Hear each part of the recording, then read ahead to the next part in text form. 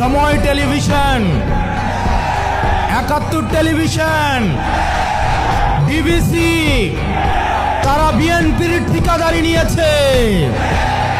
অথচ গত ১৭ বছর ধরে এই টেলিভিশনগুলাই টকশোতে, নিউজে তারেক জিয়াকে দেশদ্রোহী বানানোর চেষ্টা করেছেন। বিএনপি আজকে তাদের কোলে উঠে বসেছে।